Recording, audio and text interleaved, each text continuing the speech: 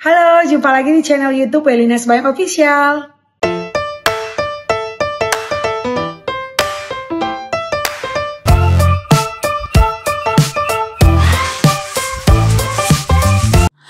Oke, bagi teman-teman yang mau bergabung untuk dapatkan pembahasan soal lebih banyak, mari ikut bersama-sama dalam kelas bimbel privat online Welina Sebayang Official.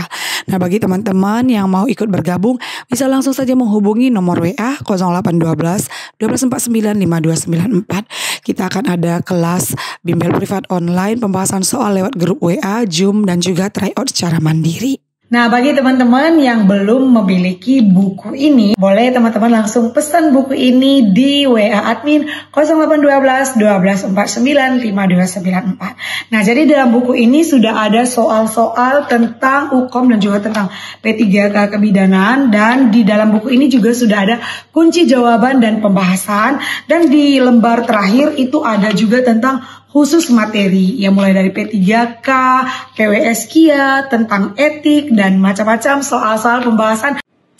Halo teman-teman, kita kembali melakukan pembahasan soal sesuai dengan kisi-kisi dari Permenpan, ya SKB dan juga P3K kebidanan tahun 2024. Nah, yang pertama itu adalah tentang informed choice ya. Jadi informed choice itu adalah suatu tindakan saat kita memberikan informasi yang jelas ya kepada klien tentang pilihan yang ada, sehingga klien itu dapat memilih ataupun memutuskan asuhan apa yang akan dia pilih yang paling aman dan yang paling nyaman bagi dirinya. Nah, selain informed choice ini, teman-teman harus paham juga ada 8 prinsip etik dalam kebidanan ya. Yang pertama itu adalah autonomi. Nah, jadi autonomi ini untuk pengertiannya itu hampir sama dengan informed choice ya, di mana kita memberikan pilihan ataupun alternatif pilihan kepada klien sehingga klien itu memilih ataupun memutuskan asuhan apa yang terbaik untuk dirinya. Itu adalah autonomi. Yang kedua adalah beneficence. Beneficence ini artinya berbuat baik ataupun melakukan kebaikan sehingga kita memberikan asuhan yang terbaik untuk klien. Dan yang ketiga adalah justice, di mana kita bersikap adil ya dan tidak membeda-bedakan dalam setiap klien kita. Kemudian yang keempat, non-malfeasance, ini artinya tidak melakukan sesuatu yang merugikan ataupun malpraktek kepada klien ataupun kepada pasien.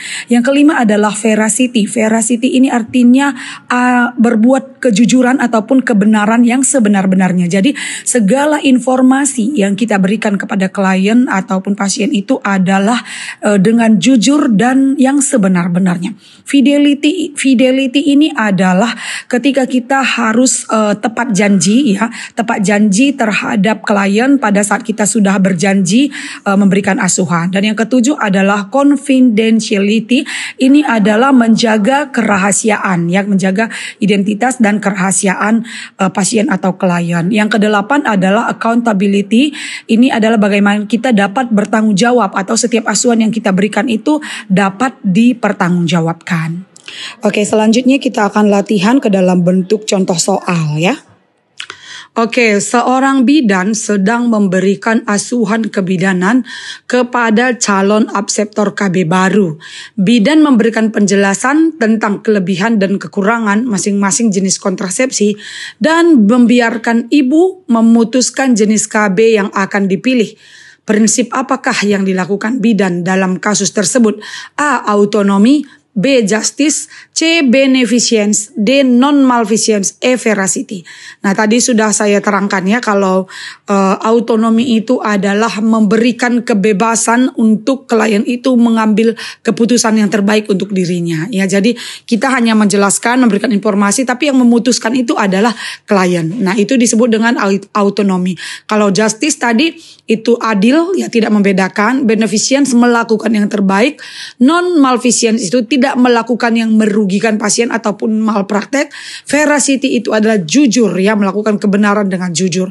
Nah, jadi di sini karena memutuskan membiarkan ibu untuk memutuskan jenis KB apa yang terbaik, maka itu adalah A ya, autonomi. Berbeda dengan informed choice ya, kalau informed choice tadi itu kita memberikan pilihan ya kepada klien. Nah, kalau informed consent itu merupakan persetujuan tindakan medis. Jadi izin yang diberikan oleh pasien ataupun keluarga kepada tenaga kesehatan, kepada dokter atau bidan untuk melakukan tindakan medis. Nah, misalnya steril gitu ya, KB steril atau tubektomi. Nah, kita harus mendapatkan persetujuan tindakan medis. Atau semua tindakan sebenarnya kita harus melakukan informed consent. Ya, karena informed consent ini bisa secara lisan, bisa secara tertulis ataupun dan juga bisa secara tersirat. Nah, jadi artinya informed consent ini adalah persetujuan tindakan medis yang kita berikan, ya, kita dapatkan setelah menjelaskan kepada klien. Oke, soalnya itu kita baca bersama ya. Seorang bidan sedang memberikan asuhan persalinan kala 2. Bayi lahir dengan bugar, berat badan 218 gram. Sebelum melahirkan pasenta, bidan meminta izin ibu untuk minta izin ibu dengan bertanya apakah ibu bersedia untuk disuntikkan oksitosin secara IM. Bentuk asuhan apakah yang dilakukan bidan dalam kasus tersebut? A. Informed choice, B. Informed consent, B. beneficence, C. D. non-malfeasance, dan E. veracity. Nah, jadi kembali kalau informed choice tadi itu adalah kita menawarkan beberapa pilihan kepada ibu dan memutuskan sendiri adalah ibu ataupun klien.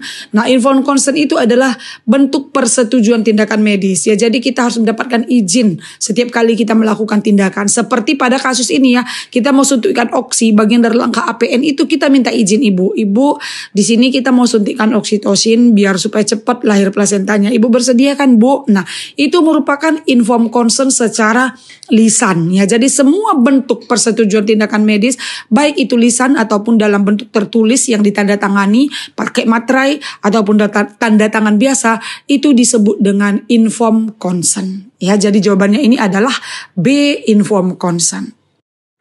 Oke, selanjutnya kita membahas tentang pencegahan infeksi ya. Pencegahan dan pengendalian infeksi atau PPI. Nah, jadi segala bentuk upaya untuk melindungi diri ya dari kemungkinan tertular infeksi saat melakukan ataupun saat menerima pelayanan kesehatan itu kita sebut dengan pencegahan infeksi. Ya, jadi contoh-contoh tindakan pencegahan infeksi itu bisa dengan cuci tangan, pakai sarung tangan, pakai gaun celemek ya, masker dan juga pelindung mata selama prosedur. Kemudian juga melaksanakan tindakan aseptik ya, memproses alat bekas ya dengan benar dan juga memilih antiseptik sehingga tidak menyebabkan iritasi kulit dan alergi. Nah, ini adalah bentuk dari contoh-contoh prinsip pencegahan infeksi ya. Oke, contoh soalnya ya, seorang bidan sedang memberikan asuhan persalinan normal spontan ya, persalinan normal spontan. Bidan memasukkan semua peralatan berbahan stainless ke dalam larutan klorin. Prinsip pencegahan infeksi apakah yang dilakukan bidan dalam kasus tersebut? A. Dekontaminasi, B. Sterilisasi, E. Antiseptik. Nah, jadi proses ya ataupun pemrosesan alat dengan cara mencelupkan ke dalam larutan klorin 0,5% sebelum kita lakukan cuci bilas ya. Jadi pada saat kita melakukan setiap prosedur tindakan, saat kita lakukan APN, maka alat-alat itu semua kita letakkan ke dalam larutan klorin. Larutan itu disebut dengan dekontaminasi ya. Proses yang kita merendam alat itu adalah dekontaminasi. Untuk meminimalkan resiko penularan infeksi pada saat kita mencuci alat, karena alatnya sudah direndam di larutan klorin. Jadi kalau pada saat nanti kita cuci bilas ya, terpegang oleh tangan kita, tangan petugas, dia tidak akan menimbulkan infeksi lagi karena sudah didekontaminasi. Jadi perendaman alat itu disebut dengan dekontaminasi. Oke, bagi teman-teman yang mau bergabung untuk dapatkan pembahasan soal lebih banyak, mari ikut bersama-sama dalam kelas bimbel privat online Welina Sembayang Official. Nah, bagi teman-teman yang mau ikut bergabung, bisa langsung saja menghubungi nomor WA 0812 1249 5294. Kita akan ada kelas bimbel privat online pembahasan soal lewat grup WA, Zoom, dan juga tryout secara mandiri.